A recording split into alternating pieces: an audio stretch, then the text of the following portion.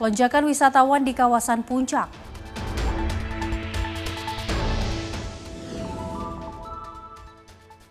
Presiden Prabowo tahun baru di pengungsian Tapanuli Selatan.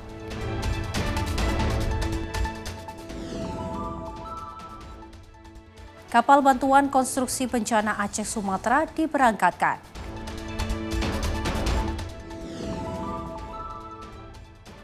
Belasan remaja tawuran di malam pergantian tahun baru.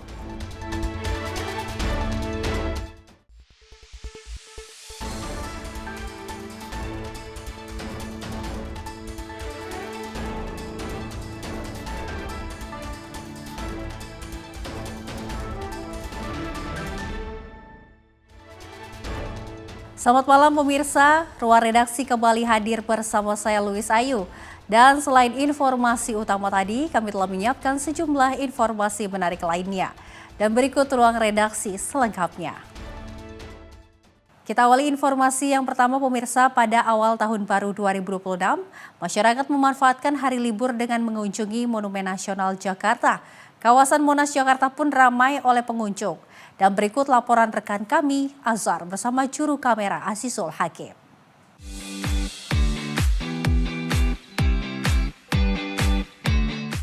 Pemirsa, tahun baru 2026 sangat seru sekali kalau kita memanfaatkan liburan dengan berwisata. Salah satunya tempat saya melaporkan adalah Monumen Nasional yang menjadi favorit para wisatawan untuk berkunjung, melihat bagaimana megahnya Monumen Nasional dan wisata sejarah untuk para keluarga. Dan kita sudah mewawancarai salah satu keluarga yang menyempatkan diri jauh-jauh dari Lampung melihat Monumen Nasional dan memanfaatkan liburannya bersama keluarga. Bagaimana keseruannya? Langsung saja inilah dia keseruan bersama pengunjung di Monumen Nasional. Hari ini dari Lampung Week6, sekeluarga besar mau hiburan di Monas. Di Monas banyak sejarah yang perlu kita datengin karena hanya Monas tujuannya. Iya, aksesnya gampang gitu. Kesini kita naik mobil Grab. Oh, naik online berarti ya? Iya, naik online. Baru sampai. Iya, nanti kita masuk. Pokoknya intinya kita tujuannya ke Monas dulu. Anak sih pengen nyobain transportasi umum tadinya, dari rumah naik KRL ke sini, mau naik MRT segala macam. Cuma karena masih pagi, ya kita mampir Monas dulu. Oh, berarti sekalian? Sekalian. Nah, sekarang udah panas, ya udah kita pulang. Oke, gitu. Kemungkinan kalau Perpusnas buka, kita mau mampir Perpusnas sih. Oh, mau nyobain. berarti sekalian Jalan-jalan ya, muter-muter lah. Tadinya mau naik ke atas, tapi antriannya ramai banget. Jadi nggak jadilah, udah kita capek antrinya pulang aja. Berarti sekedar ngeliat-lihat. Sekedar lihat-lihat aja, betul. Foto sama Monas ya? Iya, gitu, kurang lebih gitu lah. Pemirsa, tadi kita sudah mewawancarai salah satu pengunjung yang hadir jauh-jauh dari Lampung dan menyempatkan dirinya langsung datang ke Monumen Nasional. Dari pantauan kami memang banyak sekali wisatawan yang memanfaatkan waktunya untuk liburan, menikmati dan datang langsung untuk melihat bagaimana megahnya Monumen Nasional di Jakarta. Itulah laporan kami untuk hari ini dari Jakarta. Saya Azhar dan juru kami Azizul Hakim, Sinpo TV melaporkan. Pemirsa, Paris, Prancis menyambut tahun baru 2026 dengan pertunjukan kembang api spektakuler. Langit ibu kota Prancis bercahaya saat kembang api dinyalakan di atas monumen ikonik Arc de Triomphe. Ribuan warga dan wisatawan memadati Champs-Élysées untuk menyaksikan malam pergantian tahun.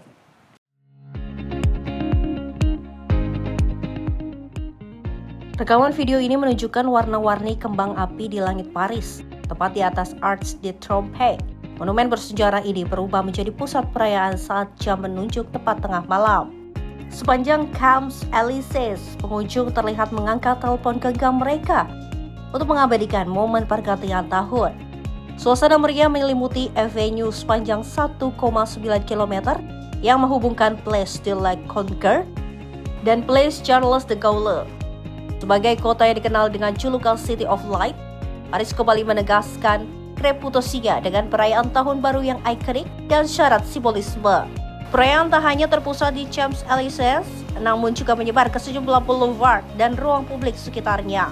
Namun perayaan tahun baru kali ini berlangsung di tengah kewaspadaan tinggi, sekitar 10.000 personel polisi diterjunkan di seluruh kota Paris untuk mengantisipasi potensi gangguan keamanan. Pemerintah Prancis meningkatkan pengamanan menyusul riwayat kerusuhan, aksi vandalisme, dan kekerasan yang pernah terjadi saat perayaan akhir tahun di sejumlah kota besar. Meski demikian, pergantian tahun di Paris berlangsung meriah dan tertib. Kembang api menjadi simbol harapan baru, menandai awal tahun 2026 di jantung Eropa. Tim redaksi Sinpo TV melaporkan. Pemirsa, Menteri Sosial Saifullah Yusuf memantau langsung proses penyaluran bantuan langsung tunai sementara atau BLTS hari terakhir pada tahun 2025 di kantor pos Cikini Menteng, Jakarta Pusat, Rabu siang. Gus Ipul menargetkan pencairan BLTS akan rampung dilakukan hingga malam hari nanti. Didampingi pelaksana tugas Direktur Utama PT Pos Indonesia Haris, Menteri Sosial Saifullah Yusuf memantau langsung proses penyaluran bantuan langsung tunai sementara di kantor pos Cikini Menteng, Jakarta Pusat pada Rabu siang. Pemantauan langsung dilakukan mengingat hari ini merupakan batas akhir pencairan dana BLTS Kesra tahun 2025. Dalam pemantauan tersebut, Gus Ipul sempat menanyakan langsung proses pencairan kepada para penerima manfaat. Adanya bantuan langsung tunai sementara disambut baik bagi masyarakat yang menerima bantuan tersebut. Menteri Sosial Saifullah Yusuf lebih lanjut mengatakan dari 35 juta keluarga penerima manfaat, 18 juta KPM disalurkan melalui PT Pos Indonesia dan 17 jutanya disalurkan melalui bank-bank ataupun milik pemerintah yang tergabung dalam Himbara. Hari ini melihat secara langsung penyaluran BLTS pada hari terakhir tahun 2025. Data yang sudah terverifikasi per hari ini sudah lebih dari 33 juta dan sudah bisa disalurkan dengan baik secara bertahap, baik lewat Himbara maupun lewat PT Pos. Yang lewat PT Pos itu sebesar 18 juta keluarga penerima manfaat. Sisanya sekitar 17 juta itu disalurkan lewat Himbara. Ya, ini terus bekerja. Hari libur pun PT Pos berusaha untuk terus menyalurkan selama 2 bulan terakhir ini. Dan sampai sekarang, ya, ini terus berlangsung sampai nanti malam. Berdasarkan data yang sudah terverifikasi pada hari ini, sudah lebih dari 33 juta disalurkan dengan baik secara bertahap, baik melalui PT Pos maupun Himbara. Gus Ipul menargetkan pencairan BLTS akan rampung dilakukan hingga malam hari nanti. Dari Jakarta, Dio Malau, Dava Rizkiano, Sinpo TV melaporkan. Menjelang masa puncak libur panjang akhir tahun, arus wisatawan di sejumlah destinasi wisata Yogyakarta terus meningkat. Salah satu lokasi yang dipadati pengunjung adalah Kebun Binatang Gembira Loka. Data pengelola mencatat jumlah kunjungan pada Senin siang hampir menembus 11.000 orang. Dan mayoritas pengunjung merupakan wisatawan keluarga dari berbagai daerah di luar Yogyakarta.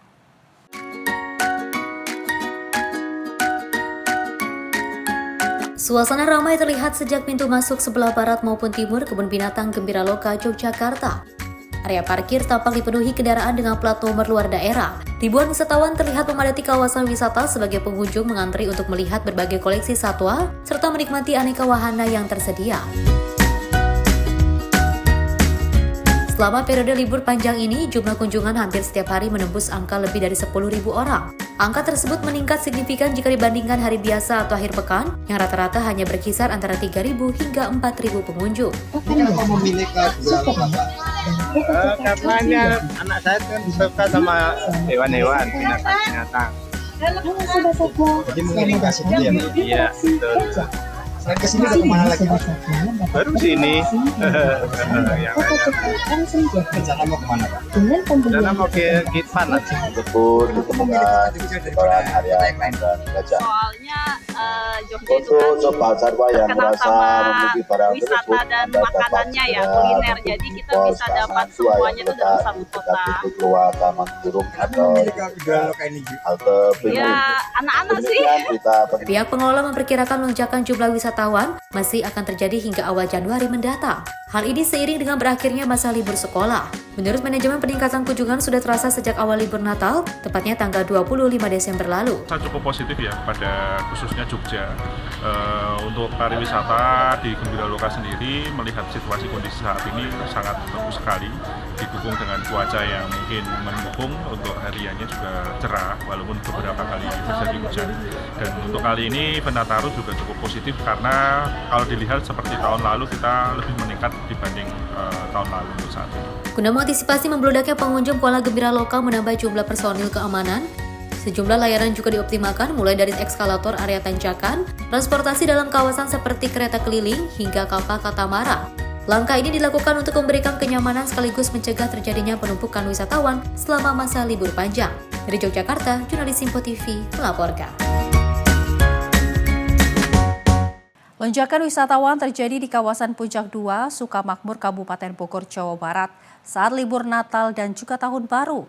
Ribuan kendaraan roda 2 dan roda 4 yang hendak menuju kawasan wisata banyak yang tak kuat menanjak di tanjakan 2000. Petugas gabungan dari kepolisian, Satpol PP, dan relawan terlihat sigap membantu para wisatawan. Kendaraan yang tak kuat menanjak didominasi sepeda motor jenis Matic yang mengalami kehilangan tenaga saat melintasi tanjakan 2000, kawasan Puncak 2, Sukamakmur, Kabupaten Bogor. Ratusan kendaraan wisatawan terlihat memadati jalur menuju objek wisata saat libur Natal dan Tahun Baru. Lonjakan kunjungan wisatawan ini telah terjadi sejak 2 hari terakhir. Arus kendaraan meningkat signifikan, petugas terus melakukan pengaturan lalu lintas agar tidak terjadi kecelakaan.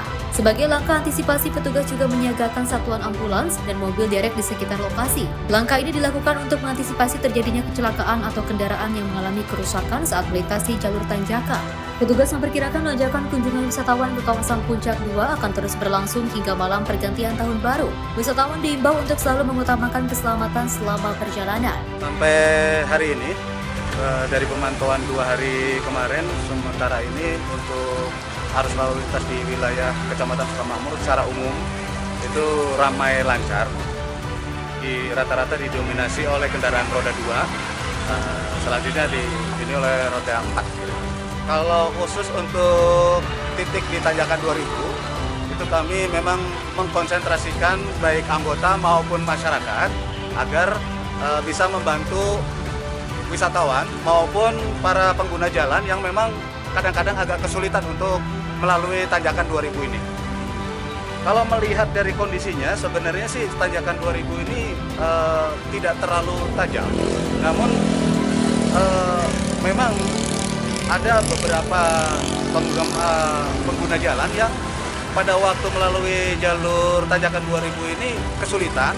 Pada akhirnya dari 1-2 yang kesulitan ini akhirnya membawa dampak kepada yang di belakangnya dan akhirnya terjadi sedikit kendala kemacetan, dan itu kemudian kita melakukan tugas untuk penguraian. Sampai dengan saat ini kita tetap akan melaksanakan buka tutup jalan secara situasional, melihat dari keadaan jalur itu sendiri. Bila mana jalurnya kira-kiranya memang padat, kita akan melaksanakan tetap buka tutup. Kami dari pihak kepolisian menghimbau kepada para pengguna jalan, khususnya para pengguna jalan roda 2, apalagi lebih khusus lagi kepada pengguna kendaraan roda 2 yang berjenis Matic, bila mana hendak pulang dari wisata, mohon kehati-hatiannya pada waktu melalui jalur-jalur yang turunan cukup tajam.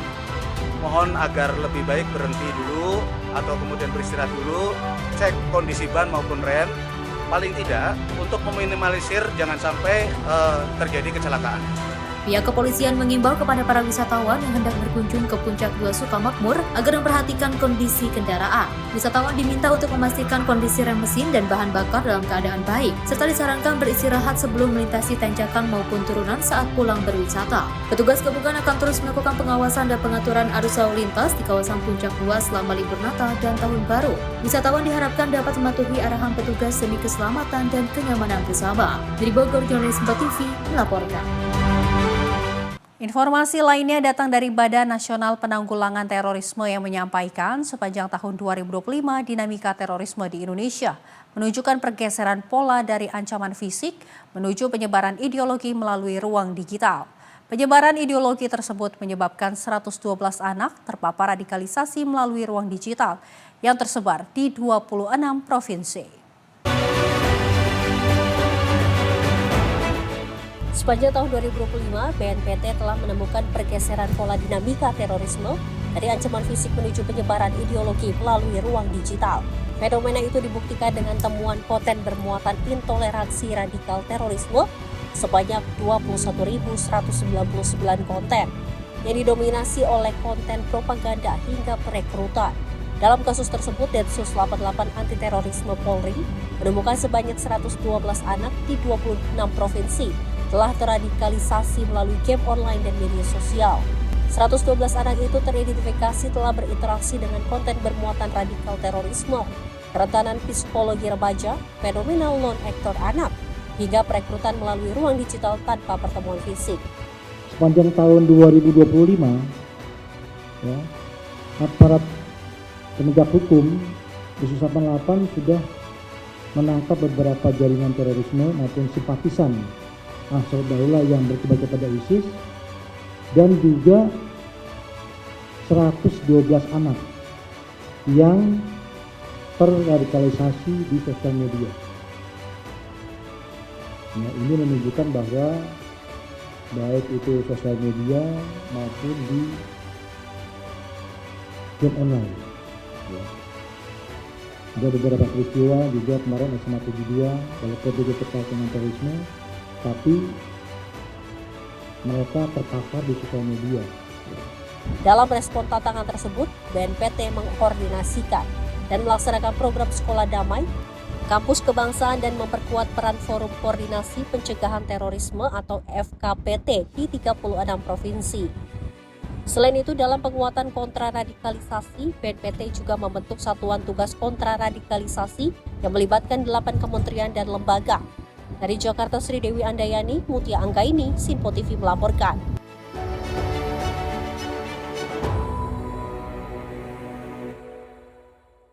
Pemirsa, Polda Metro Jaya menggelar agenda rilis akhir tahun 2025 yang digelar di Gedung Balai Pertemuan Metro Jaya, Jakarta. Untuk pemaparan kinerja dan capaian selama setahun, Kapolda Metro Jaya Asep Edi membuka agenda tersebut dengan menjelaskan bahwa Polda Metro Jaya paling banyak mendapatkan laporan polisi se-Indonesia sepanjang tahun 2025. Kapolda Metro Jaya Irjen Pol Asep Edi membuka agenda rilis akhir tahun 2025 yang mengatakan ini sebagai bentuk keterbukaan, akuntabel, dan transparansi kepada masyarakat. Dalam data yang dipaparkan sepanjang 2025, terdapat 329.120 laporan kepolisian di seluruh Indonesia. Asep Edi pun juga menyebut Polda Metro Jaya telah terima 74.013 laporan polisi pada tahun 2025.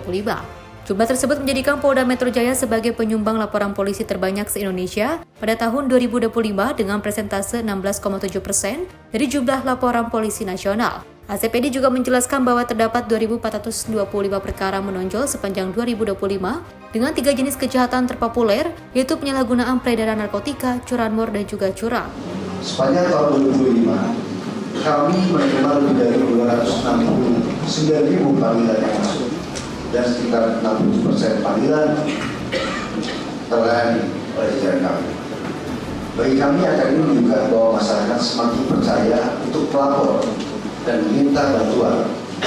Selain pelaksanaan tugas rutin untuk bantuan pengamanan pada momentum tertentu, Polda Metro Jaya juga melaksanakan 9 operasi kepolisian sepanjang tahun 2025. Lebih luas dalam konteks Kamtibmas dan juga pengamanan kegiatan masyarakat, Polda Metro Jaya telah mengawal 2.304 saksi demonstrasi.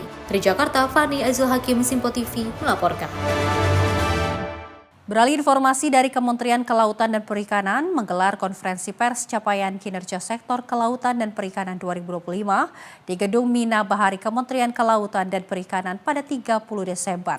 Direktur Sumber Daya Kelautan Dirjen Pengelolaan Kelautan KKP, Frista Yoharnita menyebut, di tahun 2025 Kementerian Kelautan dan Perikanan telah memproduksi sebanyak 2 juta ton garam.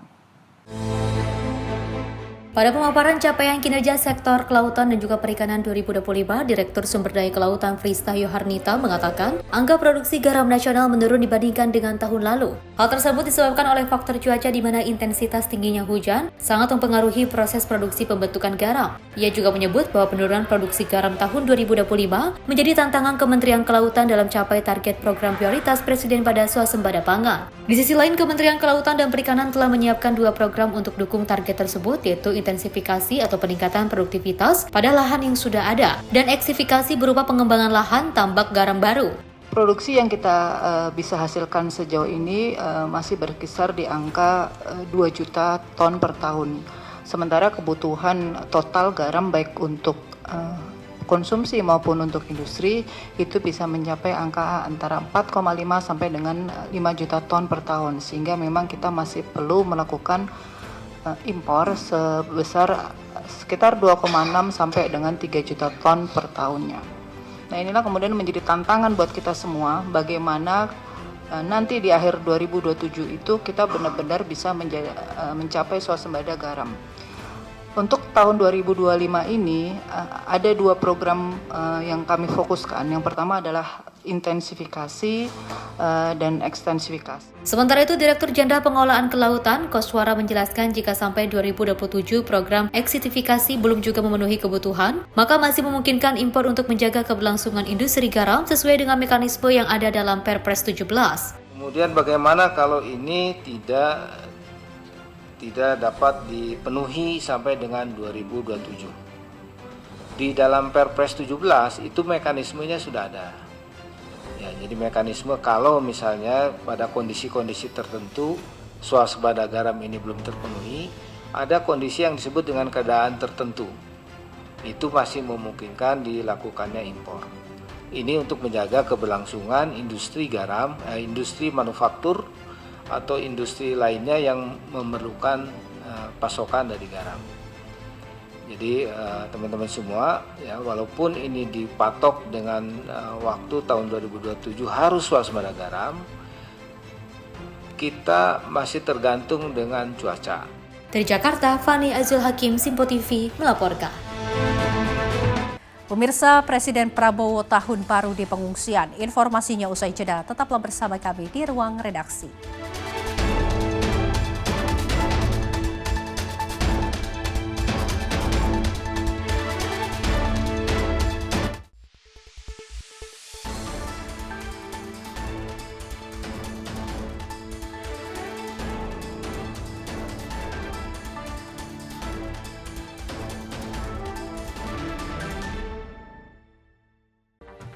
Rangkaian peristiwa penting kami hadirkan untuk menemani sore hari Anda. Regulasi penyiaran yang dinilai Peringatan Bastille Day di Play, Pramono menegaskan Pemprov DKI dalam keadaan selamat di atas. Mengabarkan berita yang relevan dengan kondisi hari ini sebagai rujukan informasi menjelang malam tiba. Yang menyelundupkan kokain yang Menteri Pertanian menyampaikan tindak pidana perampokan dan pembunuhan. Lakukan langkah pengawasan secara langsung. Jangan lewatkan dalam Menyapa Indonesia Petang setiap hari hanya di Simpo TV.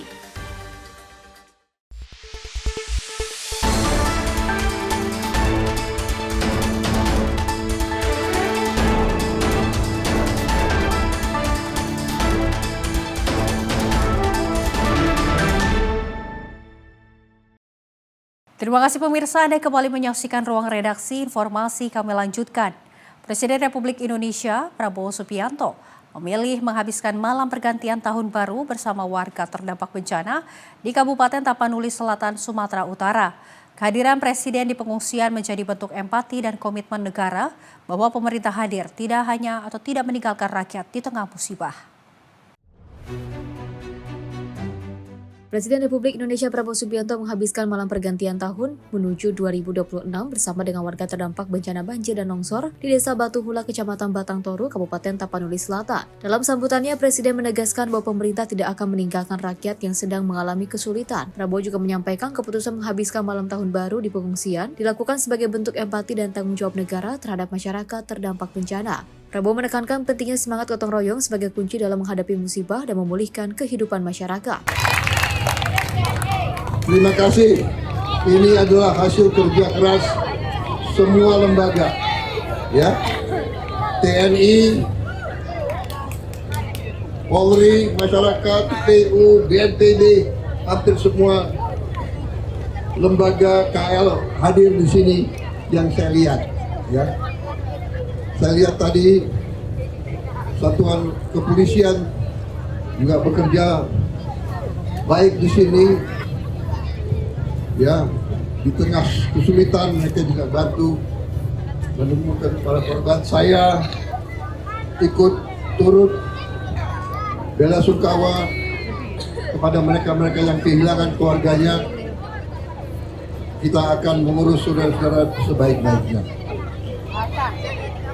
Kita sudah bertekad untuk segera membangun rumah-rumah untuk mengganti rumah-rumah saudara yang hilang, yang rusak kita bantu. Ya, saya melihat, saya cukup optimis kecepatan kita memulihkan keadaan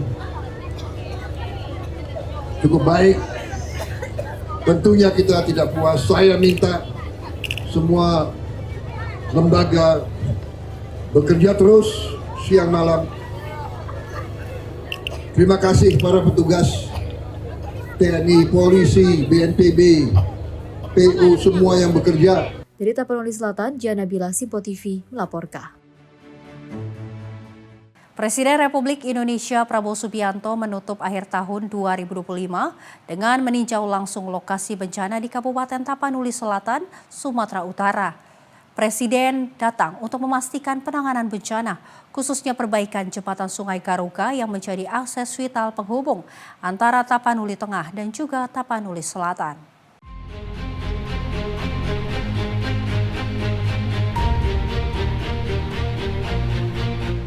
Ya baik pemirsa, Simpo TV menutup akhir tahun 2025, Presiden Prabowo Subianto kembali menunjukkan komitmennya yakni hadir secara langsung di tengah-tengah masyarakat terdampak banjir dan juga longsor di Pulau Sumatera, salah satunya ini di Desa Garuga, Tapanuli Selatan, di mana dalam kunjungan ini Presiden Prabowo Subianto turut didampingi oleh Menteri Pertahanan Syafri Samsudin, kemudian tadi juga ada Menteri Sekretaris Negara Prasetyo Hadi, kemudian juga ada Menteri Koordinator Infrastruktur dan Pembangunan Agus Harimurti Yudhoyono dan juga sejumlah Menteri Kabinet yang tentunya ini mendampingi Presiden dalam kunjungannya di Tapanuli Selatan. Dan memang kunjungan ini merupakan kunjungan kelima dari Presiden Prabowo Subianto dalam rangka meninjau langsung penanganan bencana sekaligus memastikan kebutuhan masyarakat ataupun korban terdampak ini dapat terpenuhi dengan baik. Dan tentunya setelah setibanya di Tapanuli Selatan, Presiden Prabowo ini langsung meninjau bagaimana proses dari pembangunan jembatan Beli yang menghubungkan antara Tapanuli Selatan dan juga Tapanuli Tengah, di mana memang jembatan Beli ini dibangun oleh aparat gabungan seperti TNI Polri dan juga masyarakat setempat. Dan tentunya memang jembatan ini memiliki peran strategis sebagai penghubung utama antara Tapanuli Selatan dan juga Tapanuli Tengah yang sebelumnya ini memang terputus akibat bencana banjir dan juga longsor. Dan tadi kemudian pada malam harinya menjelang beberapa jam pergantian tahun baru, Presiden Prabowo yang didampingi para Menteri Kabinet Merah Putih ini menyempatkan diri menyapa warga dan menyapa warga di sejumlah posko pengungsian yang ada di Tapanuli Selatan. Dan memang selain berdialog, tadi kita juga lihat memang Presiden Prabowo juga mengajak anak-anak ini menonton bersama film kartun Jumbo begitu, terus juga dilakukan kemudian nyanyi bersama. Dan setelah itu juga Presiden Prabowo ini mengucapkan selamat tahun baru kepada warga dan meminta untuk selalu semangat dan tidak putus asa meskipun melakukan ataupun menghabiskan malam pergantian tahun baru ini di tengah situasi pasca bencana. Dan pemirsa Simpo TV, tentunya pemerintah juga menegaskan akan terus hadir serta memastikan penanganan bencana di 3 provinsi yakni di Aceh, kemudian Sumatera Barat dan juga Sumatera Utara ini berjalan cepat, tepat dan juga terorganisir. Dari Tapanuli Selatan, Jihan Nabila, Simpo TV melaporkan. Pemirsa, Panglima TNI Jenderal TNI Agus Subianto menghadiri doa bersama lintas agama dalam rangka menyambut Tahun Baru 2026. Kegiatan ini menjadi wujud empati, toleransi, dan penguatan persatuan bangsa di tengah keberagaman dan juga situasi bencana yang melanda sejumlah wilayah di tanah air.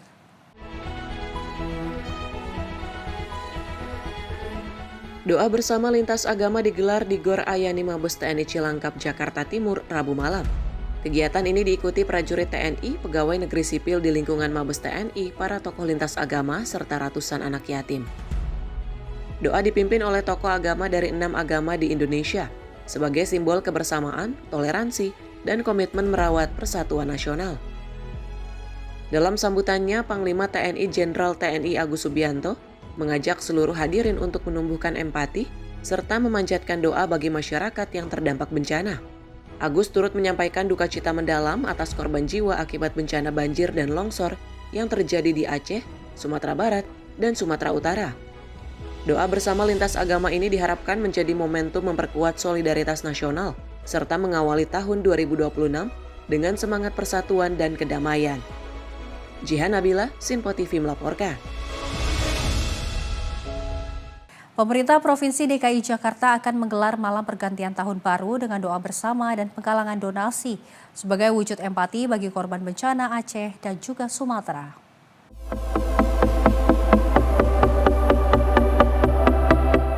Pemerintah Provinsi DKI Jakarta mengusung tema Jakarta Global City, From Jakarta with Love, dalam menyambut malam pergantian tahun baru 2026. Gubernur Jakarta Pramono Anung menjelaskan tema tersebut diambil untuk menekankan nilai kemanusiaan, kebersamaan, serta kepedulian sosial di tengah situasi bencana alam yang melanda Aceh dan Sumatera.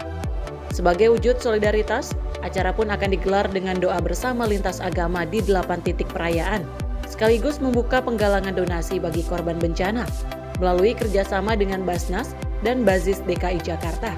Dari Jakarta, Sri Dewi Andayani, Mutia Anggiani, Simpo TV melaporkan. Pemirsa, Kementerian Perdagangan meninjau proses pembersihan di Pasar Kuala Simpang pada 30 Desember 2025 malam. Pembersihan dipercepat agar pemindahan pedagang dari tempat berjualan sementara di pinggir jalan ke dalam pasar dapat berjalan lancar. Proses finalisasi pembersihan Pasar Kuala Simpang Kabupaten Aceh Tamiang terus berlangsung pada Selasa malam 30 Desember 2025. Kementerian Perdagangan melalui Direktorat Jenderal Perdagangan Dalam Negeri meninjau proses pembersihan di Pasar Kuala Simpang. Pembersihan dilakukan dengan menghilangkan lumpur akibat banjir yang terjadi di Kabupaten Aceh Tamiang. Pembersihan dipercepat agar pemindahan pedagang dari tempat berjualan sementara di pinggir jalan ke dalam pasar dapat berjalan lancar. Dengan percepatan pembersihan ini diharapkan Pasar Kuala Simpang dapat diaktifkan kembali dan roda perekonomian bisa berjalan di Kabupaten Aceh Tamiang. Melalui koordinasi dan juga kerjasama yang baik, proses pembersihan telah masuk tahap finalisasi yang dibantu oleh satuan anggota TNI dan tim Kementerian Pekerjaan Umum. Tim redaksi Simpo TV melaporkan. Kita beralih informasi dari Kodim 0106 Aceh Tengah bersama PLN Takengon bekerja sama dalam pendistribusian bantuan generator set atau genset dari Kementerian Energi dan Sumber Daya Mineral kepada masyarakat desa yang terdampak bencana di Kabupaten Aceh Tengah. Bantuan genset diserahkan langsung oleh Dandim 0106 Aceh Tengah Letkol Infanteri Raden Herman Sasmita bersama dengan Kepala PLN Takengon Muhammad Purkan sebagai bagian dari respon cepat pemerintah pusat dalam memenuhi kebutuhan dasar masyarakat khususnya penyediaan listrik di wilayah terdampak bencana dan desa yang masih terisolir. Dandim 0106 Aceh Tengah menjelaskan bahwa genset tersebut diperuntukkan bagi desa-desa yang mengalami gangguan pasokan listrik akibat bencana alam. Kehadiran genset diharapkan dapat membantu masyarakat menjalankan aktivitas sehari-hari selama proses pemulihan berlangsung. Melalui bantuan genset dari Kementerian SDM Kodim 0106 Aceh Tengah bersama PLN Takengon telah menyalurkan dukungan kelistrikan kepada 61 desa yang hingga saat ini belum teraliri listrik oleh PLN akibat dampak bencana. Sinergi lintas sektor ini menjadi langkah konkret untuk memastikan kebutuhan dasar warga tetap terpenuhi. Dandim berharap bantuan genset tersebut dapat meringankan beban masyarakat terdampak sekaligus mempercepat pemulihan pasca bencana serta menjadi cerminan kehadiran negara di tengah masyarakat dalam situasi darurat. Tim redaksi Simpo TV melaporkan. Pemirsa, TNI Angkatan Laut melalui unsur KRI Rajiman Wedyo Diningrat 992 menyelesaikan kegiatan debarkasi material bantuan serta dukungan kesehatan kemanusiaan di dermaga ASEAN Lok Sumawe. Kehadiran TNI AL di masyarakat tidak hanya memberikan bantuan material, tetapi juga harapan, kepedulian, dan semangat kebersamaan dalam menghadapi masa pemulihan pasca bencana. Pada Selasa 30 Desember 2025, TNI Angkatan Laut melalui unsur KRI Dr. Rajiman Wedyo Diningrat atau KRI RJW 992 menyelesaikan kegiatan debarkasi material bantuan serta dukungan kesehatan kemanusiaan di dermaga ASEAN Lok Sumawe. Satgas Gulbencal Sumatera 2025 yang berjumlah 65 personil gabungan dari KRI RJW 992, Kopaska Dispesial, Puskesal dan juga Lanal Lok Sumawe dikerahkan TNI AL, di mana tim melaksanakan kegiatan kemanusiaan terpadu di Menasah Gampong, Desa Pantelong, Kecamatan Pesangan, Kabupaten Biren. Kegiatan diawali dengan gotong royong memasang tenda serta membersihkan lingkungan sekitar, menciptakan ruang yang lebih aman dan nyaman bagi warga. Selain itu, tim kesehatan TNI AL juga memberikan pelayanan medis gratis bagi masyarakat dengan total 109 pasien yang terdiri dari pemeriksaan kesehatan umum dan gigi. Masyarakat juga mendapatkan penyuluhan kesehatan gigi dan mulut pasca bencana yang disampaikan dokter gigi dari Puskesal. TNI AL juga menyerahkan bantuan obat-obatan kepada Puskesmas Pesangan untuk didistribusikan ke posko kesehatan sekitar. Bantuan lain seperti susu dan handuk juga diberikan kepada warga desa Pantelong, terutama untuk memenuhi kebutuhan anak-anak dan kelompok rentan. Sebagai bentuk perhatian khusus kepada anak-anak, kegiatan trauma healing juga diberikan oleh tim Dispesial TNI AL dengan sebanyak 30 anak usia 3 hingga 12 tahun mengikuti pemulihan psikologis yang dikemas secara ceria dan edukatif di Menasah Gampong. Dalam kesempatan terpisah, Kepala Staf Angkatan Laut Laksamana TNI Dr. Muhammad Ali menyampaikan kehadiran TNI AL di masyarakat tidak hanya memberikan bantuan material, tetapi juga harapan kepedulian dan semangat kebersamaan dalam menghadapi masa pemulihan pasca bencana. Tim redaksi Simpo TV melaporkan. Pemirsa, TNI AL hibur anak-anak terdampak bencana. Informasi selengkapnya usai jeda, tetaplah bersama kami di Simpo TV.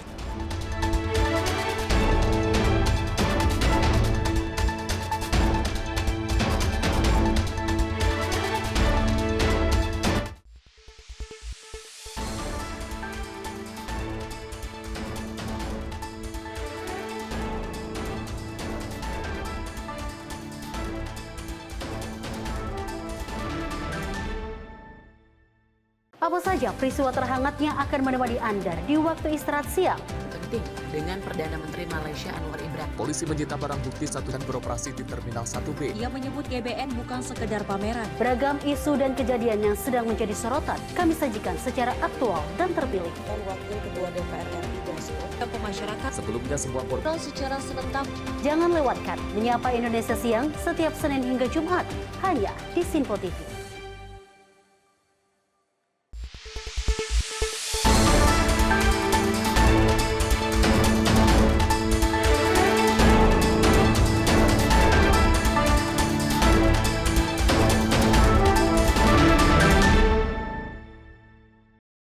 Selamat malam pemirsa, Anda kembali menyaksikan Ruang Redaksi. Informasi kami lanjutkan.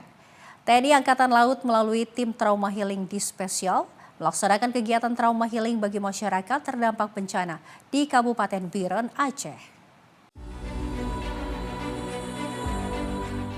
Pelaksanaan trauma healing ini merupakan bentuk kepedulian TNI AL dalam membantu pemulihan kondisi psikologis masyarakat pasca bencana. Selain tim trauma healing di Spasial, TNI AL juga menugaskan Koderal 1, Koarmada 1, Yonkes Marinir, Yon 8 Marinir, Puskesal, serta Lanalok Semawe. Lebih lanjut, setibanya di lokasi, tim langsung berinteraksi dengan warga, khususnya anak-anak dan orang tua, untuk memberikan pendampingan psikologis. Rangkaian kegiatan diawali dengan pelaksanaan fun games dan juga ice breaking kepada anak-anak di posko pengungsian. Kegiatan ini bertujuan untuk memberikan self-healing agar anak-anak dapat bangkit, beradaptasi kembali, serta mengurangi dampak trauma akibat bencana yang dialami. Selain itu, tim juga memberikan terapi psikologis kepada masyarakat, khususnya orang tua, melalui beberapa teknik antara lain butterfly hug dan juga safe emotional freedom technique. Teknik butterfly hug dilakukan dengan posisi duduk dan menyilangkan kedua tangan di dada sambil mengatur napas secara perlahan selama 30 hingga 60 detik, disertai afirmasi positif agar tubuh dan pikiran menjadi lebih tenang. Sementara itu, safe merupakan metode terapi yang juga mengkombinasikan kutukan pada titik-titik meridian tubuh dengan afirmasi spiritual untuk membantu mengatasi stres dan juga kecemasan. Kegiatan ditutup dengan suasana kebersamaan dengan anak-anak melalui pemutaran musik dan aktivitas hiburan. Momen ini dimanfaatkan untuk mengalihkan perhatian anak-anak dari pengalaman menegangkan, menumbuhkan kembali suasana ceria dan juga harapan, serta mendukung pemulihan emosi agar mereka merasa lebih aman dan nyaman di lingkungan pengungsian. Melalui kegiatan trauma healing ini, TNI AL berharap dapat membantu mempercepat proses pemulihan psikologis masyarakat terdampak bencana, serta memberikan semangat dan harapan baru untuk bangkit kembali. Hal tersebut merupakan implementasi dari Perintah Kepala Staf Angkatan Laut Laksamana TNI Dr. Muhammad Ali. Tim redaksi Simpo TV melaporkan. Pemirsa, terobos medan pedalaman yang sulit, tim kesehatan gabungan TNI, tenaga sipil medis, dan relawan kemanusiaan terus memberikan layanan kesehatan kepada warga terdampak banjir dan juga longsor, tepatnya di Kabupaten Gayo Lues, Aceh. Pasca bencana banjir bandang dan tanah longsor, tim kesehatan penanggulangan bencana Provinsi Aceh yang terdiri dari dokter militer, tenaga medis sipil, unsur TNI, serta relawan kemanusiaan melaksanakan pelayanan kesehatan di wilayah pedalaman Kabupaten Gayo Lues, Aceh. Meski harus menembus medan berat, tim kesehatan gabungan berhasil menjangkau Desa Lesten, Kecamatan Pining, serta Desa Gumpang Lempuh, Kecamatan Putri Betong. Pelayanan juga diberikan di Posko Induk Gabungan Satuan Tugas Bencana sebagai pusat koordinasi dan layanan medis bagi pengungsi dan warga sekitar. Dalam kegiatan ini sebanyak 112 warga mendapatkan pelayanan kesehatan dengan keluhan terbanyak berupa batuk dan flu, demam, ispa, diare, hipertensi, hingga nyeri sendi.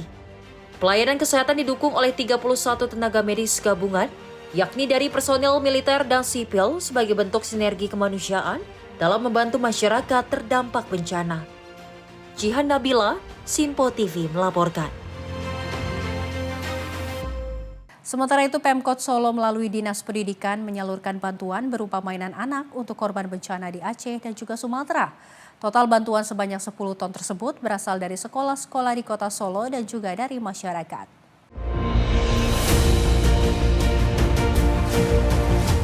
Pemerintah Kota Solo melalui Dinas Pendidikan menyalurkan bantuan donasi mainan anak-anak yang terkumpul dari Satuan Pendidikan Kota Solo dan masyarakat untuk korban bencana alam di wilayah Sumatera dan Aceh. Pengiriman bantuan diberangkatkan dari kantor Dinas Pendidikan Kota Solo. Kepala Dinas Pendidikan Kota Solo, Dwi Aryatno, mengatakan bantuan berupa donasi mainan anak-anak dari berbagai sekolah dan masyarakat Kota Solo terkumpul hampir 10 ton. Dwi menyebut bantuan ini merupakan bentuk kepedulian Pemkot Solo terhadap masyarakat terdampak bencana, terutama anak-anak. Mainan yang dikirimkan diharapkan dapat membantu menghibur, mengurangi trauma, serta menghadirkan keceriaan bagi anak-anak korban bencana di Aceh dan Sumatera. Sementara itu, proses pendistribusian paket donasi mainan anak dibantu oleh armada dari Dinas Perhubungan Kota Solo, tim BPBD dan PMI Kota Solo. Jadi ini tindak lanjut dari kemarin hasil mengumpulkan donasi mainan anak yang telah terkumpul. Estimasinya hampir sekitar 10 ton kemarin dari dalam berbagai bentuk mainan anak-anak, boneka, kemudian ada juga mobil-mobilan dan segala macamnya itu. Kemarin kita sudah pack rapi, kemudian minggu lalu kita sudah memberangkatkan lewat posko Basarnas Adi Sumarmo. Itu sebesar 1,7 ton melalui udara. Itu setelah terkumpul semuanya, sisanya nanti akan kita berangkatkan melalui darat untuk dibawa ke posko PMI kalau tidak salah, itu yang ada di pelabuhan, kalau tidak salah pelabuhan di Jakarta. Saya kurang tahu sih titik kumpulnya, tapi dari sini dibawa ke darat, kemudian nanti dibawa laut nanti akan dikirimkan ke posko yang ada di Sumatera. Dan nanti untuk distribusinya kita serahkan kepada tim yang ada di sana. Mudah-mudahan barang yang sudah kita donasikan memberikan manfaat, terutama untuk anak-anak yang saat ini mungkin masih dalam masa pengungsian dan mereka belum bisa beraktivitas untuk mengikuti proses pembelajaran, sehingga alat bermain ini bisa digunakan sebagai alat pembelajaran sekaligus untuk menghibur mereka di pengungsian. Pemkot Solo berharap bantuan ini nantinya segera diterima dan dimanfaatkan oleh para korban bencana di Aceh dan Sumatera. Dari Solo, Jawa Tengah, Raditya Hermansyah, Simpo TV melaporkan.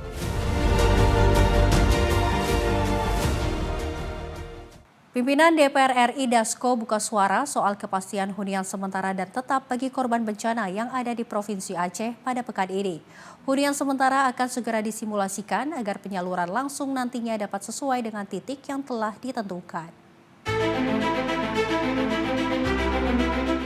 Wakil Ketua DPR RI Dasko menjelaskan kesiapan hunian sementara serta relokasi untuk hunian tetap bagi masyarakat Aceh yang kehilangan tempat tinggal masih dirampungkan dari sejumlah sektor.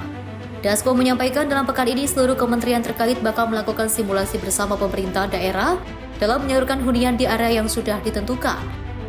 Hal ini disampaikan Dasko sesudah memimpin rapat koordinasi bersama Satuan Tugas Percepatan Pemulihan Pasca Bencana Aceh di Hotel Dhaka Selasa siang. Diketahui saat ini pemerintah memiliki gambaran lokasi untuk pembangunan hunian tetap bagi masyarakat terdampak melalui data Pemda Aceh. Ini sementara huntaranya sedang dan masih dipersiapkan, ada yang sedang berjalan, ada yang kemudian tadi sedang dihitung, ada yang tadi kemudian juga baru ditetapkan lokasi sementara dan relokasi untuk huntapnya sekalian. Nah, sehingga dalam minggu ini akan dibuatkan simulasinya agar kementerian-kementerian dan lembaga terkait yang tadi ikut rapat bersama dapat segera dengan pemerintah daerah melakukan action di tempat yang sudah ditentukan bersama-sama. Dari Aceh, Max Munte, Rona Bayu, Simpo TV melaporkan. Pemirsa, pimpinan DPR RI merespon soal percepatan penyelesaian kayu gelonggongan yang masih menumpuk di sejumlah daerah terdampak bencana di Provinsi Aceh.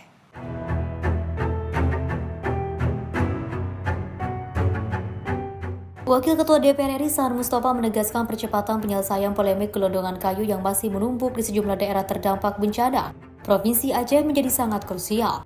Menurut pimpinan DPR RI tersebut, para bupati Provinsi Aceh meminta pemerintah pusat dan DPR RI untuk segera menyelesaikan polemik status kepemilikan kayu ini agar tidak dipersoalkan secara hukum ketika mulai dibersihkan.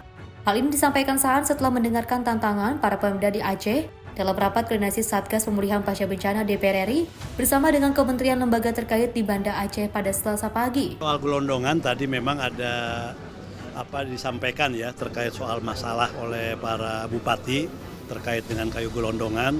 Pada prinsipnya para kepala daerah khususnya para bupati meminta dari pemerintah pusat terkait dengan status kayu gelondongan tersebut supaya mereka bisa tangani dengan cepat. Karena mereka ada kekhawatiran kalau kayu itu dia tangani, dia bersihkan dan sebagainya, takut nanti ada masalah, dan mereka meminta dari pemerintah dan DPR nanti untuk memastikan bahwa ketika mereka menyelesaikan persoalan kayu tersebut tidak ada masalah. Jadi nanti DPR pas di Jakarta akan koordinasi dengan aparat penegak hukum. Dari Aceh, Max Munteh, Roda Bayu, Simpo TV melaporkan.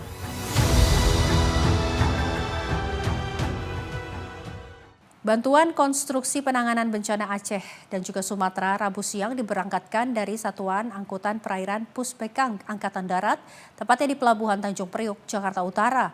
Bantuan konstruksi pembangunan jembatan dan peralatan instalasi pengelolaan air serta hutara diberangkatkan menggunakan kapal ADRI XLEX menuju Sumatera dan juga Aceh.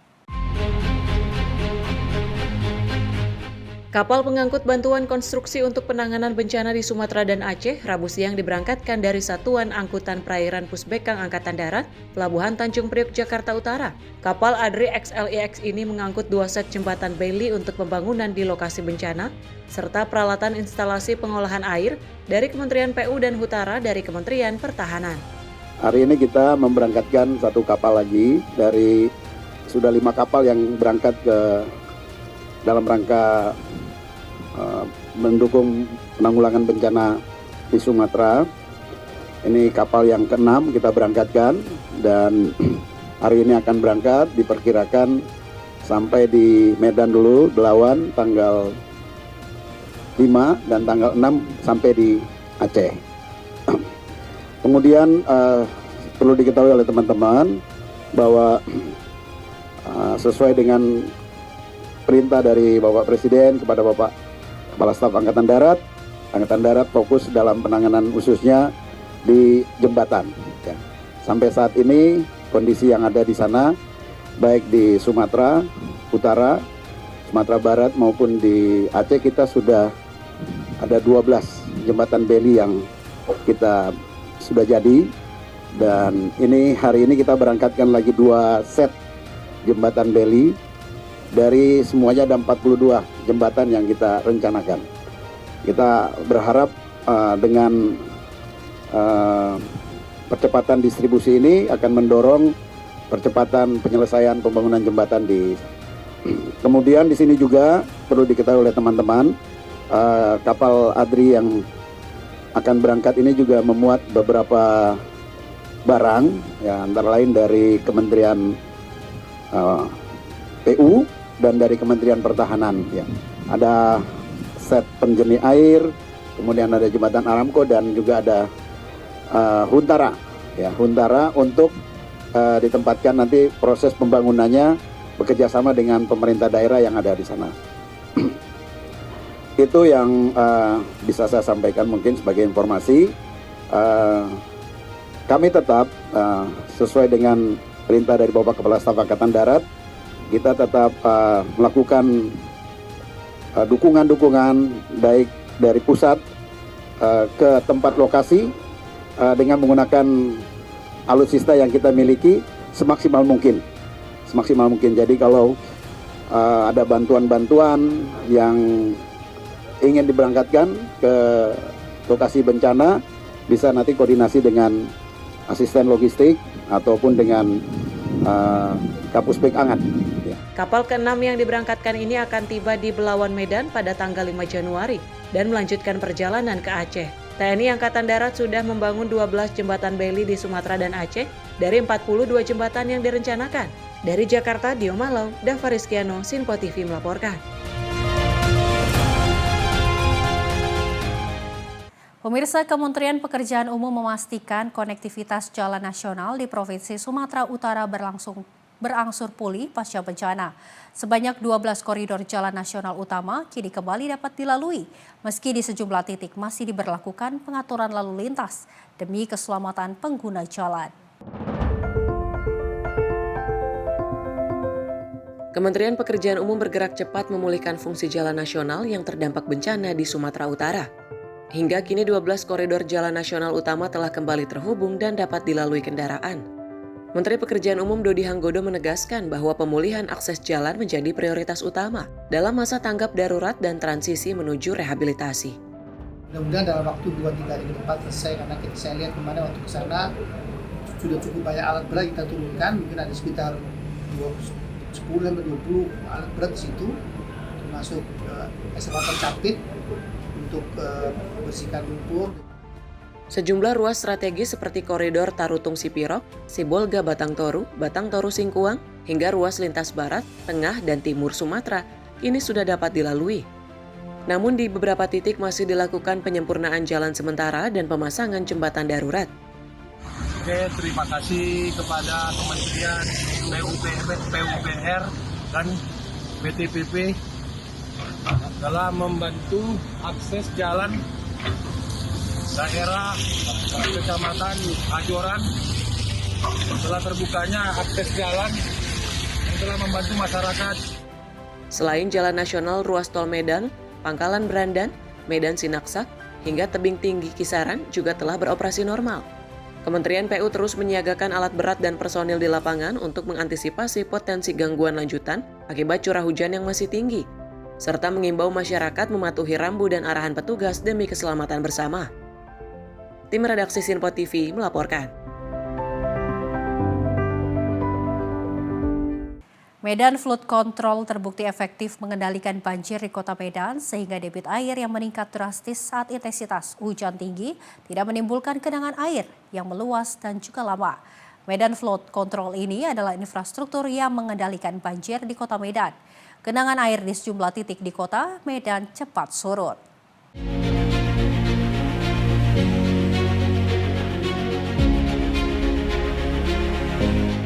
Infrastruktur yang dibangun Kementerian Pekerjaan Umum ini terbukti efektif mengontrol debit air Sungai Deli yang meningkat pesat pada 26 November lalu. Medan Flood Control berfungsi sangat efektif mengurangi area dan durasi genangan yang berpotensi mengenangi wilayah hampir 28 kelurahan. Menurut Menteri Pekerjaan Umum Dodi Hanggodo, konsep Medan Flood Control bekerja efektif ketika curah hujan berintensitas tinggi. Dengan menahan dan mengendalikan debit air, lalu mengalirkannya secara bertahap, sehingga sungai utama dan kawasan pemukiman tidak langsung terbebani, dan beberapa titik genangan relatif lebih cepat surut. Medan Flood Control yang dirancang untuk mengendalikan aliran sungai, dibangun dengan kanal sepanjang 3,8 km. Bekerja membagi debit air aliran Sungai Deli ke arah Amplas dan ke Sungai Deli. Pintu airnya yang persis berada kawasan Kelurahan Titik Kuning, Kota Medan, Sumatera Utara, dibangun dengan ketinggian maksimum dengan bukaan mencapai 3,3 meter. Tengku Suhadi, petugas pintu air Medan Flood Control, menjelaskan, fungsi infrastruktur langsung dirasakan manfaatnya.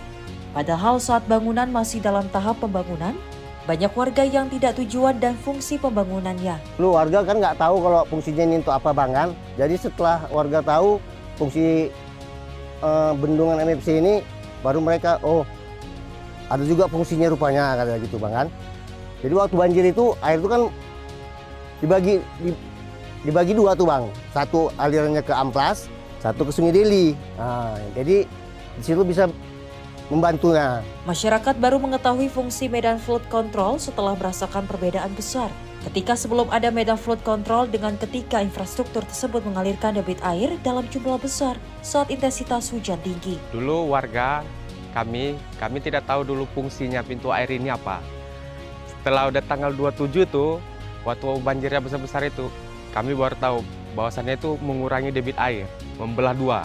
Nah, yang satu alirannya ke Sungai Deling, satu lagi ke Amplas. Jadi mengurangi kebanjiran, korban banjir lah di Medan sana. Kementerian PU menegaskan akan terus memperkuat sistem pengendalian banjir di wilayah rawan, yaitu dengan mengoptimalisasi infrastruktur yang sudah dibangun, serta mengembangkan sistem pengendali banjir dari hulu hingga hilir. Medan Flood Control telah membuktikan pentingnya investasi infrastruktur pengendali banjir, efektif melindungi masyarakat perkotaan dari risiko bencana hidrometeorologi. Tim redaksi Simpo TV melaporkan.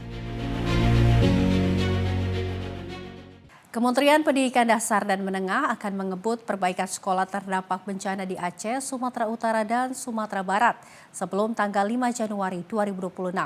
Selain perbaikan fisik pada bangunan sekolah yang rusak, Kemendikdasmen juga menyiapkan tenda sebagai pengganti ruang kelas sehingga pendistribusian bantuan school kit dan buku-buku.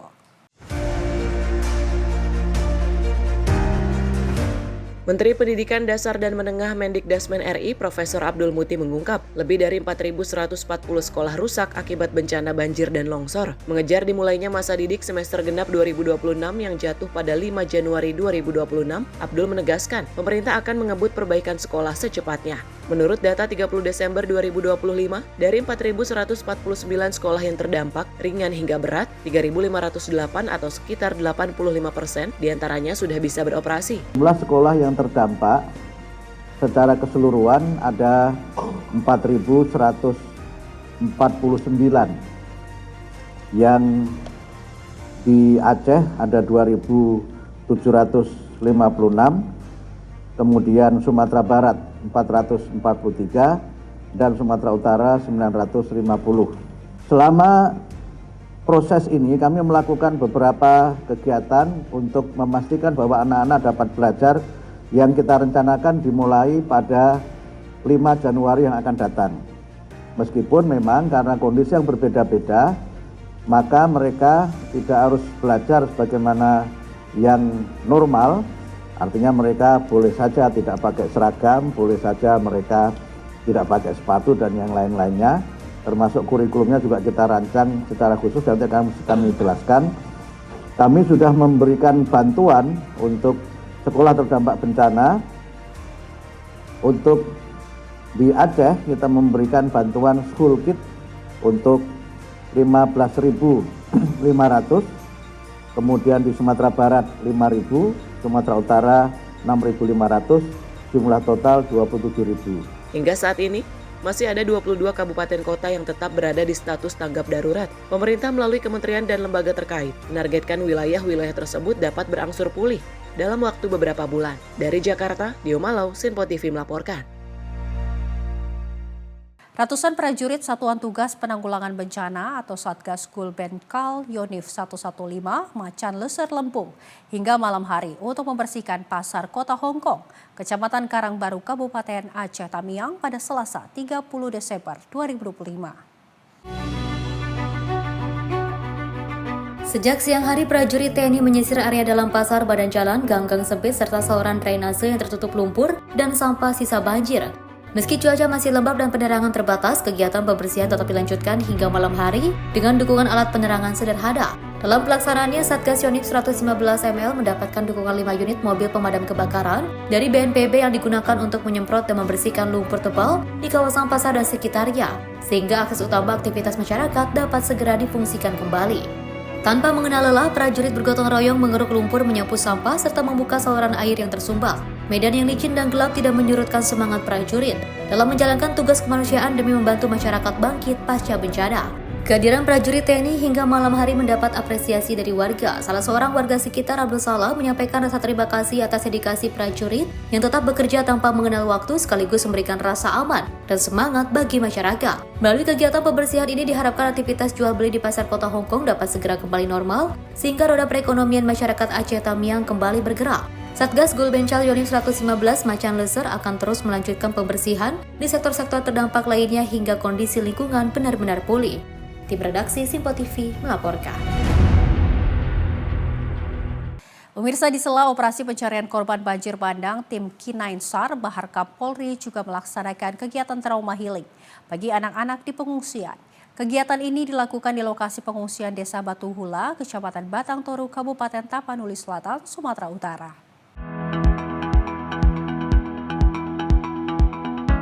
Tim K9 SAR Bahar Kapolri menggelar sejumlah permainan dan edukasi untuk mengurangi trauma anak-anak pengungsi akibat banjir bandang. Petugas mengenalkan fungsi dan peran anjing pelacak dalam operasi pencarian dan penyelamatan, sekaligus memberikan hiburan bagi anak-anak. 2 ekor K9 bernama Rubin dan Ari menjadi daya tarik utama.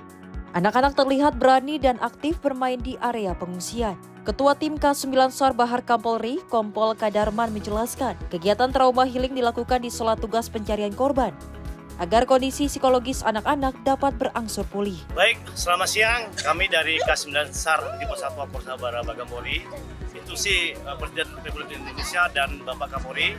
Kami menurunkan 4 K9 SAR dalam hal ini untuk mencari korban yang dalam pencarian. Kemudian pada hari ini tanggal 29 Desember 2025 di Batu Hula, Tapanuli Selatan, kami melaksanakan trauma healing untuk anak-anak kami, adik-adik kami, supaya dengan harapan mereka dapat bersekolah kembali. Salah seorang pengungsi anak, Ayu, mengaku senang dengan kegiatan ini karena dapat bermain dan tidak merasa bosan selama di pengungsian. Biasanya ngapain aja di pengungsian kalau pagi-pagi atau siang gini kegiatannya apa? Main-main. Oh, main-main. Terus apa aja tadi gamenya yang dikasih sama Om ini? Ayo. Apa aja gamenya tadi yang dikasih sama Om ini? Main balon ya. Udah sarapan? Udah sekolah? Sekolah libur ya? Sekolahnya di mana sekarang? Oh, sekolahnya aman ya, nggak kena banjir ya? Oke. Banjir bandang pada 25 November lalu mengakibatkan rumah warga rusak dan hanyut. Hingga kini para pengungsi telah 34 hari menempati lokasi pengungsian dan masih menunggu pembangunan hunian tetap dari pemerintah. Dari Tapanuli Selatan, Sumatera Utara, Saipul Nahdi melaporkan. Pemirsa, belasan remaja tawuran di malam pergantian tahun. Informasinya usai jeda, tetaplah bersama kami di Sinpo TV.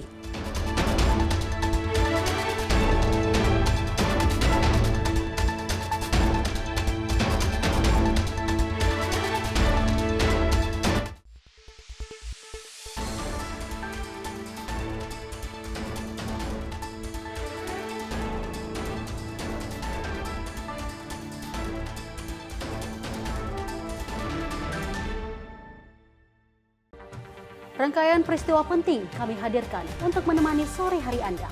Regulasi penyiaran yang dinilai Peringatan Bastille Day di Play, Pramono menegaskan Pemprov DKI dalam keadaan selamat di atas. Mengabarkan berita yang relevan dengan kondisi hari ini sebagai rujukan informasi menjelang malam tiba. Yang menyelundupkan kokain yang Menteri Pertanian menyampaikan tindak pidana perampokan dan pembunuhan. lakukan langkah pengawasan secara langsung. Jangan lewatkan dalam Menyapa Indonesia Petang setiap hari hanya di Sinpo TV.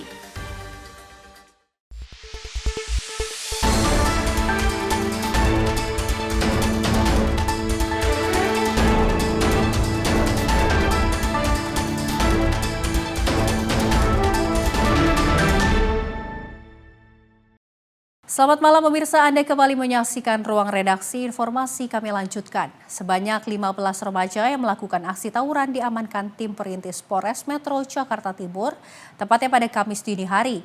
Selain 15 pelaku tawuran, polisi juga mengamankan senjata tajam, botol minuman keras, dan juga sebuah pucuk senjata dan lain-lainnya. Tim perintis Polres Metro Jakarta Timur yang menerima laporan warga langsung menyergap belasan remaja yang melakukan tawuran di wilayah Pondok Kopi Duren Sawit, Jakarta Timur pada Kamis dini hari. Di lokasi kejadian, polisi langsung mengamankan sedikitnya 15 remaja yang melakukan tawuran pasca merayakan pergantian malam tahun baru 2025-2026. Menurut warga, mereka saling serang menggunakan kembang api, batu, dan mengenakan senjata tajam hingga membuat warga takut. saya tadi telepon karena pas waktu itu saya lagi ke rumah teman, ya kita mau tahun baruan. Memang suasana memang sepi, nggak ada orang. Tiba-tiba ada lempar batu sama petasan keluar gitu. Kita kaget. Nah jadi mereka udah tahu ada saling serang menyerang, rupanya mau ada tawuran gitu loh. Kita lari, kan suasananya begini kan, mereka sampai merusak segalanya di sini kan, lempar itu petasan jebur begitu. Ya kita juga merasa serem juga, takut juga. Jadi akhirnya ya kita telepon kepolisian. Ini remaja apa pemuda? Kayaknya gabungan ya. Pemuda sama remaja kayaknya gabungan. Anak mana? Saya kurang paham anak mana, katanya RT sebelah sana, ini dengan sebelah sini, itu hampir setiap tahun begitu. Banyak tadi, banyak segerombolan tadi mereka. Ada korban nggak? Sepertinya nggak ada korban, tapi banyak yang kena beling ya, kaca beling kakinya. Jadi selain petasan ada yang bawa senjata tajam? Senjata tajam ada ya, kayak sebanyak celurit yang gede gitu. Terus botol kali Bu? Ya sama botol, lempar batu, naik petasan. Harapannya ya pengen lingkungan kita aman ya, suasana sekarang tahun baru ya. Kita pengennya ya begitu, rukun aja. Jadi kenakalan remaja ini ya mungkin kita perlu sebagai orang tua ya, kita harus melihat anak kita gitu, jangan sampai keluyuran bergaul dengan orang yang nggak benar. Selain mengamankan pelaku tawuran, polisi juga menyita sejumlah barang bukti seperti senjata tajam, botol minuman, dan bahkan senjata api yang diduga airsoft gun. Selanjutnya belasan remaja ini dibawa ke Polsek Duren Sawit, Jakarta Timur untuk mempertanggungjawabkan perbuatannya. Dari Jakarta, Joko Puji, Sinpo TV melaporkan. Informasi lainnya pemirsa, seorang kepala desa di Kabupaten Lampung Timur, Lampung diserang gajah liar saat memimpin tim penghalau kawanan gajah liar yang masuk ke lahan perkebunan dan juga permukiman warga. Akibatnya korban tewas saat dilarikan ke rumah sakit akibat terluka parah. Insiden maut ini terjadi saat kawanan gajah liar dari Taman Nasional Waikambas memasuki lahan perkebunan dan pemukiman warga Desa Braja Asri, Kecamatan Waijepara, Kabupaten Lampung Timur, Lampung pada Rabu 31 Desember 2025 pagi. Korban yang merupakan Kepala Desa Braja Asri, Darusman, memimpin langsung upaya penghalauan bersama warga dan petugas gabungan. Mereka menggunakan kembang api untuk mengusir kawanan gajah agar kembali ke hutan. Tim sempat berhasil menggiring kawanan gajah liar yang berjumlah 11 ekor menuju areal Taman Nasional Waikambas. Namun secara tiba-tiba, salah satu gajah berbalik arah dan menyerang. Saat itu korban tak sempat menyelamatkan diri dan diinjak oleh gajah. Korban sempat dievakuasi dan dilarikan ke rumah sakit terdekat, namun akibat luka parah yang dialami, nyawa korban tidak dapat diselamatkan. Informasi yang kita dapat dari lapangan itu ada 11 ekor ya, gajah yang masuk ke peladangan milik Braja Asri. Yang jelas sementara kita fokus kepada musibah yang melanda saudara kita Bapak Kepala Desa Braja Asri. Saya mengimbau masyarakat untuk bersama-sama dengan petugas dari Taman Nasional Waikambas untuk bersama-sama kita melakukan blokade ya.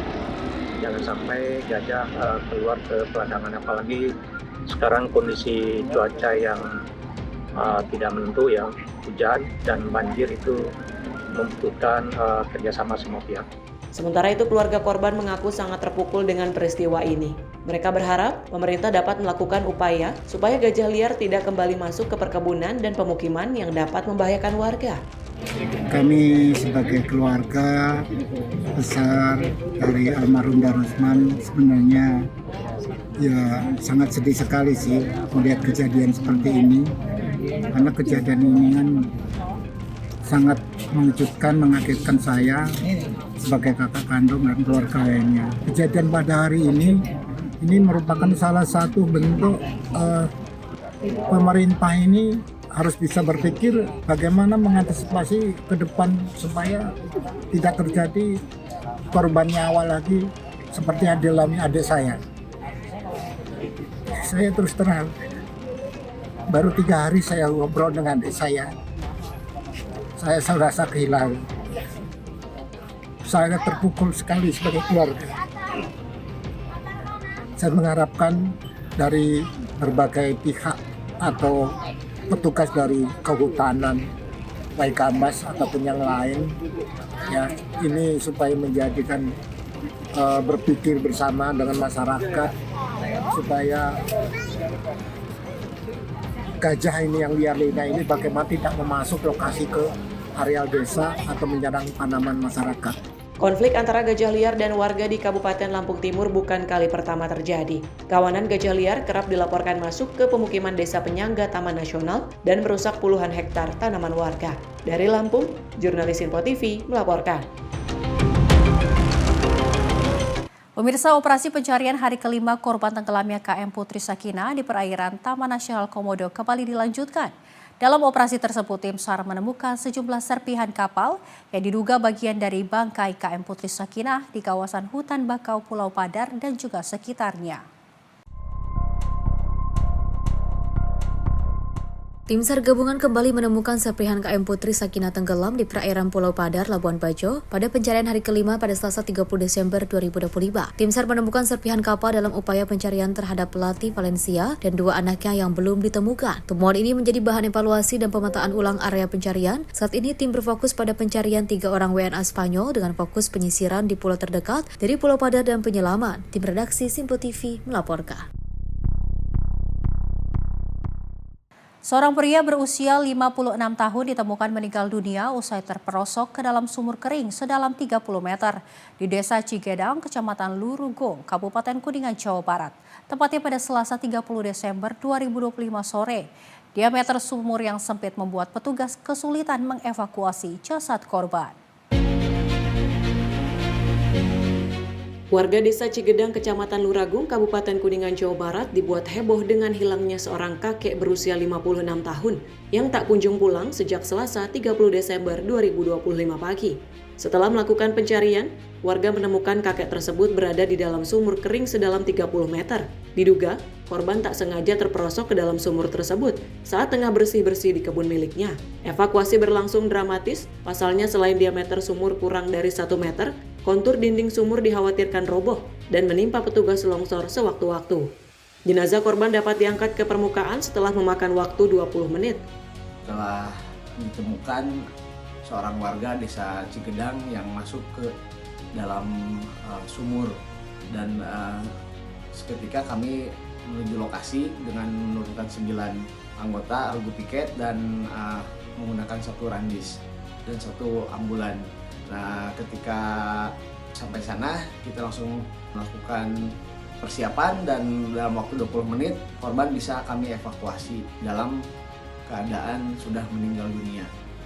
Kronologis yang kami dapat dari saksi dan pihak keluarga bahwa korban itu dari pagi hari emang sedang membersihkan kebun tersebut.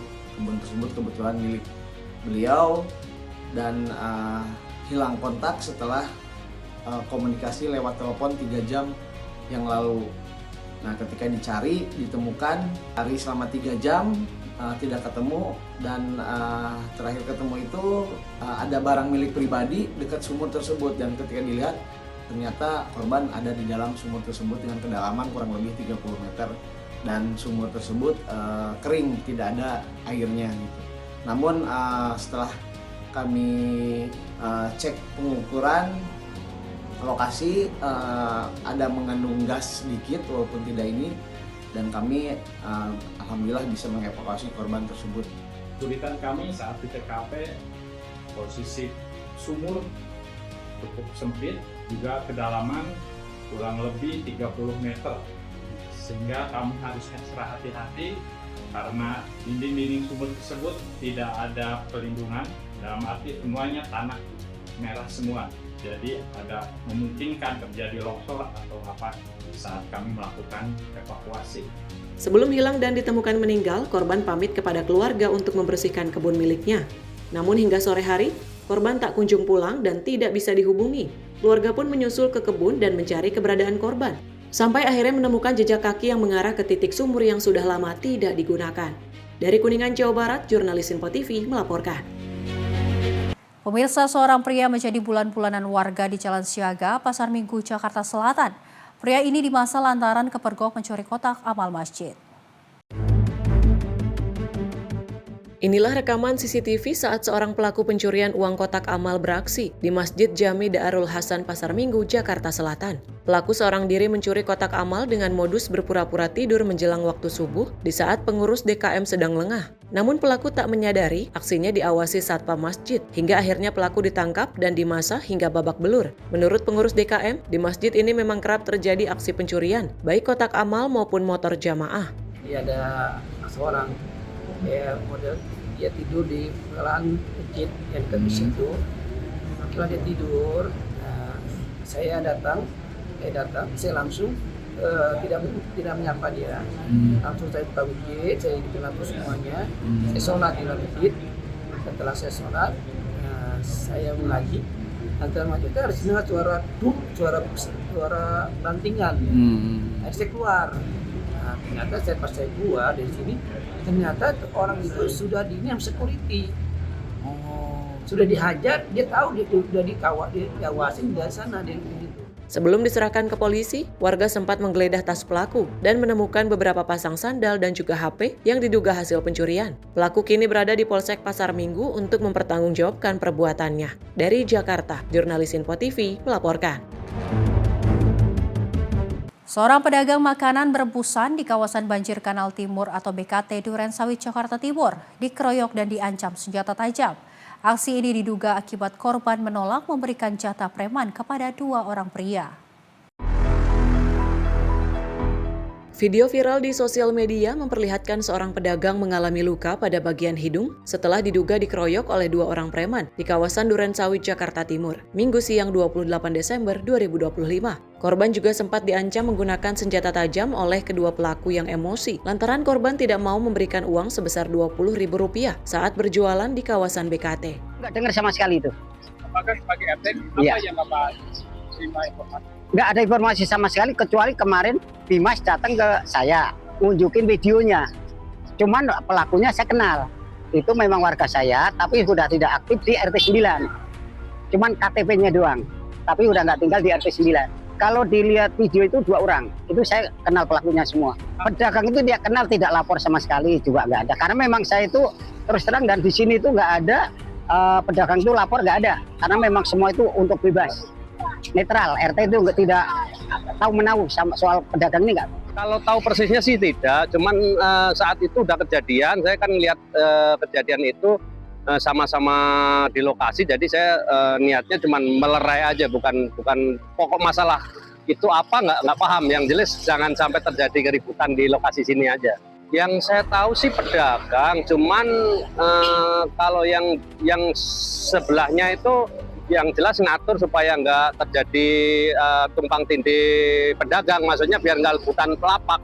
Kalau premanisme kayaknya nggak ada sini. Korban setahu saya sih kalau tonjokan nggak ada, itu karena saling dorong-dorong, jadi kena jidatnya yang bapak siapa nggak tahu namanya, yang berdarah itu yang pedagang. Jadi bukan tonjokan itu sebenarnya. Nggak ada tonjokan atau apa, nggak ada sebenarnya. Cuman saling dorong aja terus kena benturan pelipis. Video ini viral dan membuat polisi bergerak cepat menangkap kedua pelaku berinisial H dan A. Keduanya ditangkap di kediamannya di kawasan Pondok Bambu Duren Sawit, Jakarta Timur dan Mustika Jaya, Bekasi. Polisi menyita berikut barang bukti senjata tajam yang digunakan untuk mengancam korban. Laporan layanan dari 110 call center bahwa ada kejadian yaitu sebuah penganiayaan disertai dengan sebuah pengeroyokan, yaitu tentunya daripada korban ini melaporkan kepada kami langsung melakukan tindak lanjut, lidik, dan alhamdulillah hari ini untuk kedua pelaku inisial SA dan SR sudah kami amankan, di mana untuk SA ini perannya adalah sebagai meminta atau memungut daripada untuk dagangan jasa, dan untuk yang SR ini melakukan tindakan kekerasan sehingga korban mengalami luka, dan tentunya saat ini sedang kami lakukan pendalaman. Kini kedua pelaku diamankan ke Polsek Durensawit guna penyidikan lebih lanjut. Dari Jakarta, jurnalis Info TV melaporkan. Seorang ojek online di Bandar Lampung menjadi korban tabrak lari setelah sepeda motor yang dikendarainya ditabrak minibus hitam. Akibat peristiwa itu, korban mengalami luka robek di bagian kaki dan harus mendapatkan perawatan medis.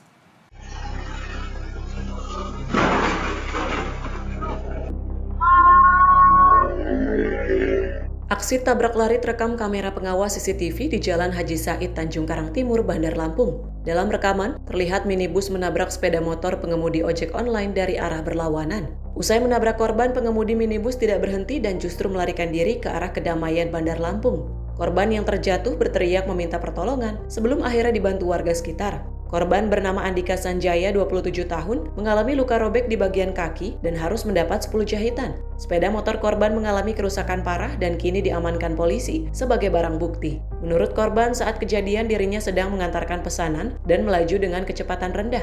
Tiba-tiba minibus hitam datang dan menabrak tanpa memberi kesempatan menghindar. Korban berharap pelaku segera ditemukan dan bertanggung jawab atas peristiwa tabrak lari yang menimpa dirinya. Terlebih pasca kejadian tersebut, dirinya tidak dapat bekerja. Mobil itu nongol pengkolan, langsung ngabisin jalan saya, langsung nyerong ke kanan dia.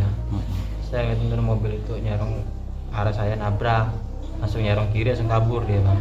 Ada nyolong, tapi sebelum itu saya minta tolong dulu, baru ada warga nyamperin saya. Oh ini kaki, Bang, kaki lecet gini. Sama sekarang ini ya lagi lebam, ini lagi nyut, Bang, sempat dijahit 10 jahitan. Oh enggak, Bang. Enggak kenal, tiba-tiba mobil itu datang langsung nabrak aja. Sementara itu, saat ini Satuan Lalu Lintas Polresta Bandar Lampung telah melakukan penyelidikan kasus tabrak lari tersebut. Polisi menelusuri identitas pengemudi minibus melalui rekaman CCTV dan keterangan saksi. Jadi terkait tabrak lari itu berdasarkan laporan yang diterima, itu kejadiannya di tanggal 28 Desember 2025 sekitar pukul 09.30 di jalan Haji Said, Tanjung Karang Timur. Jadi untuk saat ini kita sudah menerima laporan dari pihak korban dan kita saat ini dari tim kita sudah melakukan pendalaman terhadap kejadian tersebut. Melakukan penyelidikan supaya kita bisa mengetahui terkait dugaan pelaku atau dugaan pengendara mobil yang terekam CCTV. Dari Lampung, jurnalis Info TV melaporkan. Pemirsa, kecelakaan lalu lintas kembali terjadi di Kabupaten Jombang, Jawa Timur. 2 truk kecelakaan di Jalan Raya Jombang Madiun, tepatnya di Simpang Lampu Merah Timur Pos Pelayanan Kota di Jalan Gatot Subroto, Desa Kaliwungu pada Rabu 31 Desember 2025. Kecelakaan melibatkan 2 truk terjadi di Jalan Raya Jombang Madiun, tepatnya di Simpang Lampu Merah Timur Pos Pelayanan Kota, Jalan Gatot Subroto, Desa Kaliwungu, Kabupaten Jombang. Berdasarkan informasi, kecelakaan terjadi saat salah satu truk menabrak bagian belakang truk lainnya, yang saat itu sedang berhenti karena lampu lalu lintas sedang merah. Akibat benturan keras, pengemudi truk ini terjepit di dalam kabin kendaraan, dan proses evakuasi pun berlangsung dramatis. Petugas dari BPBD Jombang dibantu personel kepolisian berhasil mengeluarkan korban yang terjepit dengan menggunakan peralatan khusus. Setelah berhasil dievakuasi, korban segera dilarikan ke rumah sakit umum terdekat untuk mendapatkan penanganan medis. Feren Putri, tim redaksi Info TV melaporkan. Satuan Reserse Kriminal Polresta Bandara Soekarno-Hatta, Tangerang, Banten berhasil menangkap pelajar putus sekolah, pelaku perampasan tas dan juga HP saat terjadi tawuran di perimeter utara Bandara Soekarno-Hatta. Saat diamankan, pelaku menangis meminta tolong sang ibu agar dibebaskan. Sementara barang bukti tas, HP dan pakaian kini diamankan petugas untuk kepentingan penyidikan.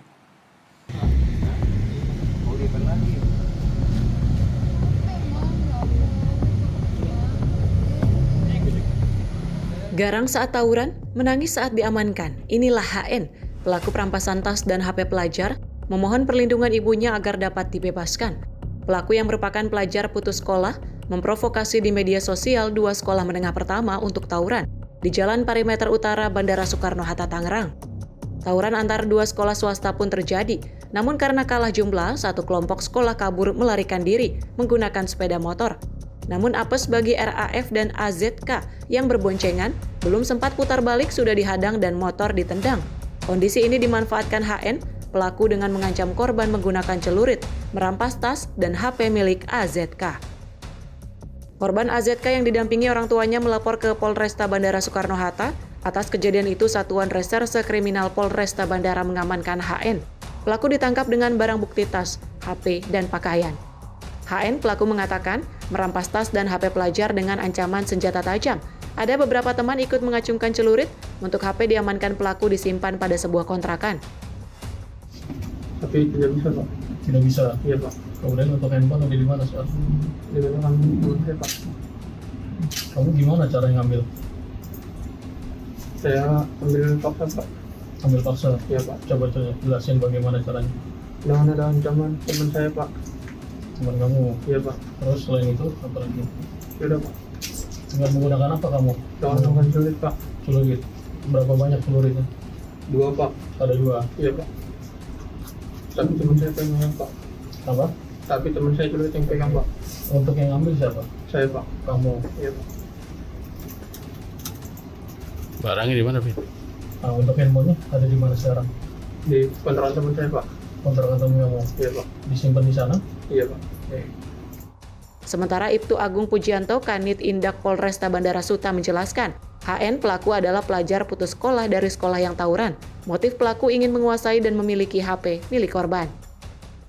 Saya jelaskan bahwa untuk kronologis kejadian ini pada tanggal 17 Desember sekitar jam 5 sore ada rencana tawuran antar 2 pelajar sekolahan di mana salah satu dari kelompok pelajar ini jumlahnya banyak, sedangkan yang satunya jumlahnya sedikit, sehingga pada saat bertemu, kelompok yang sedikit ini mundur, akan tetapi ada satu dari kelompok yang sedikit ini terlambat untuk mundur sehingga dikejar oleh kelompok pelajar yang jumlahnya banyak. Dan pada saat itu kendaraan dari korban ditendang oleh pelaku sehingga jatuh, kemudian pelaku mengambil tasnya secara paksa dan mengancam akan ditakut-takuti dengan celurit, dan ada juga yang menyiram dengan air keras. Setelah itu kita lakukan pengembangan dan didapatin pelakunya di daerah Kebon Kecap, Tangerang. Karena sudah berusia 18 tahun, HN diancam dengan pasal 365 Jungto pasal 335 terkait pencurian dengan kekerasan dengan ancaman hukuman maksimal 7 tahun penjara. Dari Tangerang, Banten, jurnalis Info TV melaporkan. Aksi pencurian sepeda motor terjadi di Kampung Penggilingan Baru, RT 001 RW 006, Kelurahan Harapan Baru, Bekasi Utara pada Selasa dini hari 30 Desember 2025. Sepeda motor Kawasaki KLX milik warga Kampung Penggilingan Baru, RT 001 RW 006, Kelurahan Harapan Baru, Bekasi Utara, Selasa dini hari 30 Desember 2025, hilang dibawa lari pencuri. Dalam rekaman CCTV, pelaku terlihat berakting pincang untuk mengelabui perhatian warga di sekitar lokasi. Setelah situasi dirasa aman, pelaku langsung membawa kabur sepeda motor tersebut. Hingga saat ini belum ada informasi resmi terkait identitas pelaku maupun perkembangan penanganan kasus dari pihak kepolisian. Warga diimbau untuk meningkatkan kewaspadaan dan keamanan kendaraan, terutama pada jam-jam rawan. Ulia Haifanisa, tim redaksi Sinpo TV melaporkan. Dan pemirsa, informasi tadi sekaligus menutup perjumpaan kita pada Ruang Redaksi edisi kali ini. Saya Luis Ayu mewakili kerabat kerja yang bertugas pamit undur diri. Selamat malam dan sampai jumpa.